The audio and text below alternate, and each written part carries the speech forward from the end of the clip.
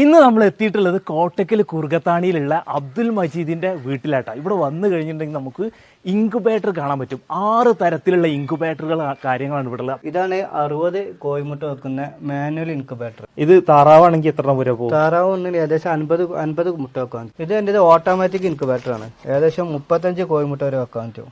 ഇത് റേറ്റ് വരുന്നത് ഏകദേശം 1600 രൂപ റേറ്റ് വരുന്നത്. ഇത് വരുന്നത് 60 മുട്ടന്റെ വരുന്നുണ്ട് അല്ലെ? ഇത് 3000 റേറ്റ് വരും. ഇതാണ് മൂന്നാമത്തെ മോഡൽ അല്ലേ? അതെ അതെ. ഇത് എങ്ങനെ സെമി ഓട്ടോമാറ്റിക് വെച്ച് കഴിഞ്ഞാൽ എങ്ങനെ റെഡി? സെമി ഓട്ടോമാറ്റിക് തന്നെ ജസ്റ്റ് നമ്മൾ കമ്പി വലിച്ചു കൊടുത്തിട്ടുണ്ട്. ഓട്ടോമാറ്റിക് ഇതിന്റെ കോഴിമുട്ട തിരിഞ്ഞോളൂ.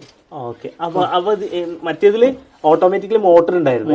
അപ്പൊ ഇതിന് മോട്ടർ ഇല്ല. ഇതിന് മോട്ടറിന്റെ ആവശ്യമില്ല. 4ാമത്തെ ആയിട്ടാണ് 100 കോഴിമുട്ട വെക്കുന്ന മാനുവൽ ഇൻക്യുബേറ്റർ ആണ് വരുന്നത്. മാനുവൽ ആയിട്ട് 100 വരെ വെക്കാം.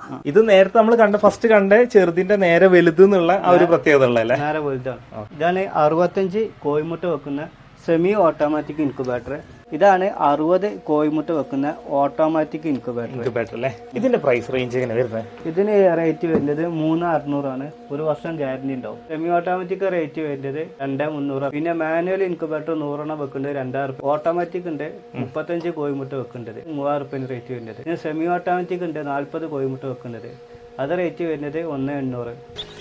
ഇന്ന് നമ്മൾ ഇൻക്യുബേറ്ററിൽ മുട്ട വിരിയിക്കാനുള്ള പരിപാടിയാണ്. കൂട്ടിൽ നോക്കിയപ്പോ ആ കൂടെ 19 മുട്ടയേ ഉള്ളൂ. കുറച്ച് പുഴുമന്തി കൊടുത്താൽ നമ്മുടെ കഴുകനാശാത്തി 1 മുട്ട കൂടെ തരാമെന്ന് പറഞ്ഞിരുന്നു. എന്തായാലും അവള് പറഞ്ഞ വാക്ക് പാലിച്ചിട്ടുണ്ട്. അങ്ങനെ 20 മുട്ട റൗണ്ടാക്കി ഇൻക്യുബേറ്ററിൽ വെക്കാൻ പോകും. അടിയിൽ ഇതുപോലെ ഒരു ഷീറ്റ് ന്യൂസ് പേപ്പർ വിരിച്ചു കൊടുക്കേണ്ടതുണ്ട്. ശേഷം മുട്ടകൾ ഓരോന്നായി ഇതുപോലെ അങ്ങ് വെച്ചു കൊടുക്കണം. പിന്നെ മുട്ടകൾ കുറവായതുകൊണ്ട് നമ്മൾ സെന്ററിലാണ് വെച്ചു കൊടുക്കുന്നത്. പാത്രത്തിൽ വെള്ളം ഒഴിച്ച് ഇൻക്യുബേറ്റർ ഓൺ ആക്കിയിട്ടുണ്ട്. 37.5 ഡിഗ്രിയാണ് ടെമ്പറേച്ചർ സെറ്റ് ചെയ്തിരിക്കുന്നത്. ഈ കാണുന്ന ചുവന്ന ബട്ടൺ ഓൺ ആക്കി കഴിഞ്ഞാൽ പിന്നെ ബാക്കിയെല്ലാം ഇൻക്യുബേറ്റർ നോക്കിക്കോളൂ. അതായത് നമ്മുടെ ഇൻക്യുബേറ്റർ ഫുൾ ഓട്ടോമാറ്റിക് ആണ്. മലപ്പുറം കോട്ടക്കലുള്ള മജീദ് ഖാന്റെ കയ്യിൽ നിന്നാണ് ഇൻക്യുബേറ്റർ വാങ്ങിയത്. 4 വർഷം മുമ്പ് മൂപ്പര കയ്യിൽ നിന്ന് വാങ്ങിയ സാധാ ഇൻക്യുബേറ്റർ ആണ് കേട്ടോ മുകളിൽ കാണുന്നത്. കോഴിമുട്ടിയും താറാമുട്ടിയും നമ്മൾ ഇതിൽ ഒരുപാട് തവണ വിരിച്ചെങ്കിലും സാധനം ഇപ്പോഴും പുലിയാണ് കേട്ടോ. ഇനി കോഴി അടയിരിക്കുന്നില്ലെന്ന പരാതി വേണ്ട. നിങ്ങൾക്ക് ഏത് മോഡൽ ഇൻക്യുബേറ്റർ എവിടേക്ക് വേണമെങ്കിലും മൂപ്പര് സെറ്റാക്കി തരും. പിന്നെ സാധനം ആവശ്യമുള്ളവർ അദ്ദേഹത്തിന്റെ വാട്സപ്പ് നമ്പറിലോ ഇൻസ്റ്റാഗ്രാം അക്കൗണ്ടിലോ മെസ്സേജ് അയക്കാൻ മറക്കല്ലേ.